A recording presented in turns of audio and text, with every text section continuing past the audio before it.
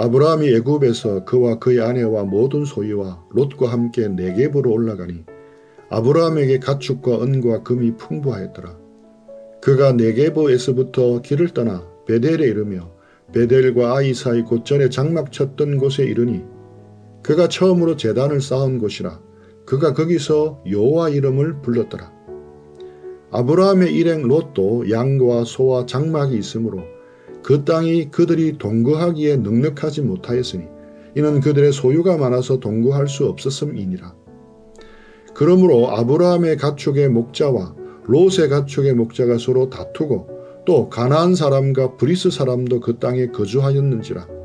아브라함이 롯에게 이르되 우리는 한 친족이라 나나 너나 내 목자나 내 목자나 서로 다투게 하지 말자. 내 앞에 온 땅이 있지 아니하냐. 나를 떠나가라.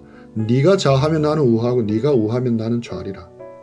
이에 롯이 눈을 들어 요단 지역을 바라본즉 소알까지 온 땅에 물이 넉넉하니 여호와께서 소돔과 고모라를 멸하시기 전이었으므로 여호와의 동산 같고 애굽 땅과 같았더라.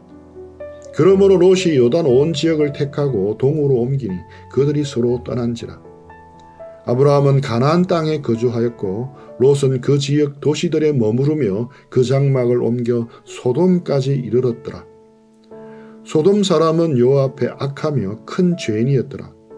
롯이 아브라함을 떠난 후에 여호와께서 아브라함에게 이르시되 너는 눈을 들어 너 있는 곳에서 북쪽과 남쪽 그리고 동쪽과 서쪽을 바라보라. 보이는 땅을 내가 너와 내 자손에게 주리니 영원히 이르리라. 내가 내 자손이 땅의 티끌 같게 하리니 사람이 땅의 티끌을 능히 셀 수 있을진데 내 자손도 세리라. 너는 일어나 그 땅을 종과 행으로 두루 다녀보라. 내가 그것을 내게 주리라. 이에 아브라함이 장막을 옮겨 헤브론에 있는 마므리 상수리 수풀에 이르러 거주하며 거기서 여호와를 위하여 제단을 쌓았더라.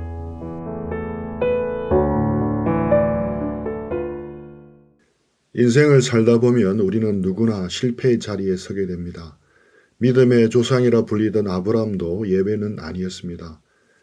아브라함은 기근을 피해 애굽으로 내려갔다가 아내를 누이라고 속이는 치명적인 실수를 범했습니다. 비겁했고 믿음 없는 모습을 보였습니다. 그러나 하나님의 은혜는 그 실패의 자리에서도 그를 건져내었습니다. 하나님께서 주권적으로 개입하셨습니다. 바로의 집을 재앙으로 치시고 아브라함을 건져내셨습니다. 오늘 본문 13장은 바로 그 실패 이후의 이야기입니다. 실패에서 돌아온 아브라함에게 하나님은 놀라운 복을 주셨습니다. 2절입니다. 가축과 은과 금이 풍부하였더라. 하나님은 아브라함을 빈손으로 나오게 하지 않으셨습니다. 물질적으로 풍성하게 채워주셨습니다. 너무 감사한 일입니다. 하지만 때로는 이 풍요가 우리에게 새로운 시험거리가 되기도 합니다. 가난할 때보다 부유할 때 믿음을 지키기가 더 어렵습니다. 없을 때보다 넘쳐날 때 가족들과 더 다투기 쉽습니다. 오늘 본문은 바로 이 풍요의 위기 앞에서 벌어지는 갈등을 다룹니다. 3절을 보겠습니다. 그가 네겝에서부터 길을 떠나 베델에 이르며 베델과 아이 사이 곧 전에 장막 쳤던 곳에 이르니 아브라함은 네겝을 지나 베델로 향합니다. 성경은 굳이 전에 장막 쳤던 곳이라고 명시합니다. 베델은 어떤 장소였습니까? 창세기 12장 8절에서 아브라함이 처음 가나안에 들어와 여호와를 위하여 제단을 쌓았던 곳입니다. 믿음의 여정이 시작되었던 첫사랑의 장소입니다. 하나님만을 의지하겠다고 결단했던 헌신의 장소입니다. 애굽으로 내려가면서 잃었던 그 자리입니다. 아브라함은 지금 단순히 지리적 이동을 하는 것이 아닙니다. 그는 원래의 자리로 돌아가고 있었던 것입니다. 4절입니다. 그가 처음으로 제단을 쌓은 곳이라 그가 거기서 여호와 이름을 불렀더라. 아브라함은 약속의 땅으로 돌아와 그가 처음 제단을 쌓았던 곳에서 예배를 회복합니다. 다시 믿음의 여정을 회복한 것입니다. 우리는 실패할 수 있습니다. 넘어질 수도 있습니다. 세상의 유혹에 흔들려 가지 말아야 할 애굽으로 내려갈 수도 있습니다. 그러나 중요한 것은 그 다음입니다. 진정한 회복은 어디서 시작됩니까? 내가 하나님을 놓쳐버렸던 그 예배의 자리로 되돌아가는 것에서 시작됩니다. 아브라함은 지금 엄청난 부자가 되어 돌아왔습니다. 세상 사람들은 그의 성공을 부러워했을 것입니다. 그러나 아브라함에게 그것은 중요하지 않았습니다. 그에게 가장 시급한 것은 잃어버린 예배의 감격을 되찾는 것이었습니다. 여호와의 이름을 불렀다는 것은 공개적인 신앙 고백이며 하나님의 주권을 인정하는 행위입니다. 아브라함의 베델과 같은 곳이 여러분에게는 어디입니까? 여러분의 베델은 어디입니까? 혹시 바쁜 일상 때문에 또는 예기치 않은 성공과 풍요 때문에 하나님과 교제하고 예배하는 것에 소홀해지지는 않았습니까?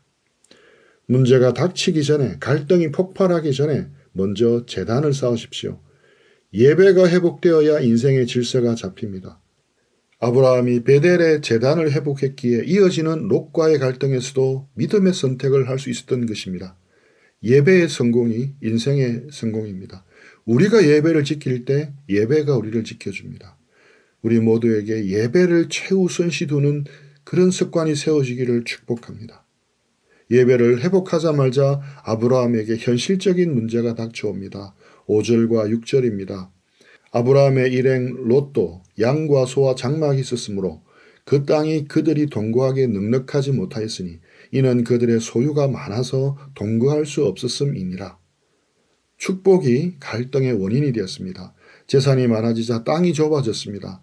7절에 보면 아브라함의 목자와 아브라함의 조카 롯의 목자가 서로 다투기 시작합니다. 게다가 그 땅에는 가나안 사람과 브리스 사람도 거주하고 있었습니다. 믿는 자들끼리 싸우는 모습이 불신자들에게 덕이 되지 않는 상황입니다.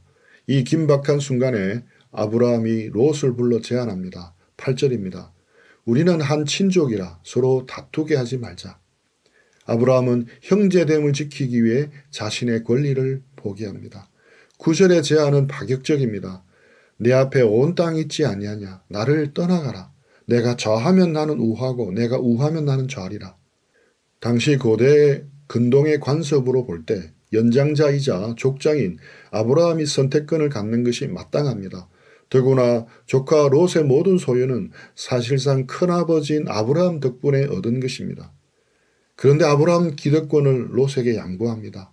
어떻게 이런 양보가 가능하겠습니까? 아브라함에게는 믿음이 있었기 때문입니다. 하나님이 이미 이 땅을 내 자손에게 주리라고 약속하셨고 아브라함은 그 약속을 잊지 않고 믿었습니다. 하나님이 주실 것을 확실하기에 눈앞의 이익에 아등바등할 필요가 없었던 것이었습니다. 믿음이 있는 사람은 양보할 수 있습니다. 믿음이 있는 사람은 손해보는 것을 두려워하지 않습니다. 왜냐하면 하나님이 도와주실 것을 믿기 때문입니다. 내 몫을 챙기려 혈안이 되지 않아도 하나님이 책임지신다는 확신이 있었기 때문입니다. 아브라함의 관대함은 단순히 훌륭한 인품 때문이 아니었습니다. 그것은 하나님의 약속에 대한 신뢰에서 나온 열매입니다. 반면에 롯의 반응은 어떻습니까? 10절을 보십시오. 이에 롯이 눈을 들어 요단 지역을 바라보니 소알까지 온 땅에 물이 넉넉하니 롯은 눈을 들어 바라보았습니다. 롯의 눈에는 물이 넉넉하고 풍요로운 땅이 보였습니다. 롯이 바라본 땅이 여호와의 동산 에덴과 같았다고 말합니다. 이는 롯의 주관적인 착각이었습니다. 롯의 눈에는 에덴처럼 보였지만 실상은 죄악이 관영하여 멸망하기 직전의 소돔이었습니다. 롯이 가진 판단의 기준은 애굽 땅이었습니다. 그는 조금 전 큰아버지 아브라함과 함께 경험했던 애굽의 풍요로움을 잊지 못했습니다. 그의 기준은 하나님의 뜻이 아니라 눈에 보이는 풍요로움이었습니다. 롯의 선택은 합리적이고 경제적으로 보였지만 영적으로는 파멸로 가는 길이었습니다. 그는 점점 장막을 옮겨 소돔까지 이르렀고 결국 죄악의 도성에 갇히게 됩니다. 그 땅은 소돔과 고모라가 있는 곳이었습니다. 13절은 소돔 땅은 여호와 앞에 악하며 큰 죄인이었다라고 고발합니다. 롯은 기도하지 않았습니다. 아브라함에게 조언을 구하지도 않았습니다. 단지 물이 넉넉하고 목초지가 좋은 것만 보았습니다. 그 선택의 결과는 무엇입니까? 그 죄악의 도성 소돔으로 들어가게 되었습니다. 훗날 전쟁에 휘말려 포로가 되었습니다. 결국 빈손으로 도망쳐 나오는 비극을 맞이하게 됩니다. 세상은 묻습니다. 얼마나 많은 수익이 있는가? 그러나 믿음은 묻습니다. 하나님이 기뻐하시는가? 롯은 성공의 조건을 따라가다가 멸망의 도성에 갇혔습니다. 화려한 겉모습에 속지 마십시오. 지금 당장은 바보같이 보일지라도 아브라함처럼 믿음으로 선택하고 양보하십시오. 직장에서나 실험실에서 내 아이디어나 내 실적을 가로채는 동료나 상사들이 반드시 있을 겁니다. 지금 없으면 앞으로도 그런 사람을 만나게 될 것입니다. 마치 조카 롯처럼 말입니다. 이때도 우리는 기억해야 합니다. 우리의 계산보다 하나님의 약속이 훨씬 더 정확하고 위대합니다. 하나님이 책임지십니다. 하나님이 더 좋은 것으로 채우십니다. 이 믿음의 배짱이 우리에게도 있기를 축복합니다. 롯이 떠났습니다. 인간적으로 보면 아브라함은 손해를 보았습니다. 기름진 땅은 조카에게 다 내어주고 자신은 척박한 가나안 산지에 남았습니다. 허전함과 상실감이 밀려올 수 있는 순간입니다. 바로 그때 하나님께서 아브라함에게 찾아오십니다. 14절입니다. 롯이 아브라함을 떠난 후 여호와께서 아브라함에게 이르시되 너는 눈을 들어 너 있는 곳에서 북쪽과 남쪽 그리고 동쪽과 서쪽을 바라보라. 앞서서 롯이 욕망을 따라 스스로 눈을 들었던 것과는 대조적입니다. 롯은 탐욕에 눈을 들었지만 아브라함은 하나님의 명령에 따라 믿음의 눈을 듭니다. 하나님은 아브라함에게 보이는 땅을 내가 너와 내 자손에게 주리니 영원히 이르리라고 약속하십니다. 그리고 16절에서 내 자손이 땅의 티끌 같게 하리니라며 자손의 번성까지 약속하십니다.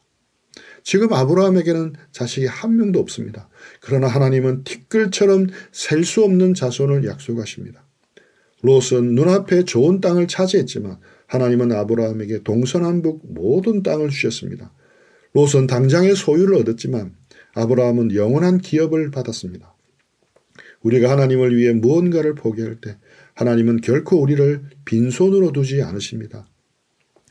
아브라함이 롯에게 양보한 것은 단순한 땅이 아니라 자신의 권리였습니다.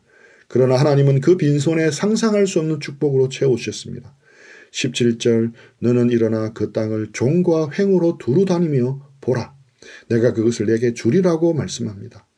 성경학자들은 하나님께서 아브라함에게 일어나 그 땅을 종과 횡으로 두루 다녀보라고 하신 것이 법적인 의미가 있다고 설명을 합니다. 고대 근동에서 땅을 밟고 다니는 행위는 그 땅에 대한 소유권을 주장하는 상징적인 행동이었습니다. 하나님은 아브라함에게 믿음으로 그 땅을 밟으라고 하십니다. 지금은 가나안 족속이 살고 있지만 믿음의 눈으로 보면 이미 하나님이 주신 땅이라는 것입니다. 아브라함에게 주신 땅과 자손의 약속은 궁극적으로 예수 그리스도를 통해 성취됩니다. 아브라함의 참된 자손이신 예수님을 통해 성취됩니다. 주님이 산상수훈에서 말씀하신 대로 온유한 자들이 땅을 기업으로 받게 될 것입니다. 아브라함처럼 온유한 자들이 땅을 기업으로 받는 것입니다. 아브라함은 롯처럼 스스로 쟁취하려 하지 않았습니다. 기다렸더니 하나님이 찾아오셔서 온 땅을 주셨습니다. 하나님의 약속을 받은 아브라함의 반응은 무엇입니까? 18절에 보면 그는 장막을 옮겨 헤브론에 있는 마므레 상수리 숲에 이르러 거주하며 거기서 여호와를 위하여 제단을 쌓았더라고 합니다. 헤브론의 뜻은 교제 또는 연합입니다. 아브라함은 이제 세상의 풍요가 아닌 하나님과의 깊은 교제 속으로 들어갑니다. 그는 땅을 소유하려 하지 않았고 땅의 주인이신 하나님을 소유했습니다. 말씀을 정리하겠습니다. 사랑하는 형제자매님, 오늘 하루 동안 롯처럼 욕망의 눈을 들어 세상을 보지 마십시오. 아브라함처럼 믿음의 눈을 들어 하나님을 바라보십시오. 눈앞의 이익 때문에 다투고 갈등하기보다 하나님의 약속을 믿고 넉넉히 양보하십시오. 그때 하나님께서 찾아오셔서 여러분에게 말씀하실 것입니다. 눈을 들어 동서남북을 바라보라. 이 모든 것을 너에게 주리라. 이런 하나님을 믿는 믿음을 가진 우리 모두가 되기를 주님의 이름으로 축원합니다. 한 줄 요약입니다.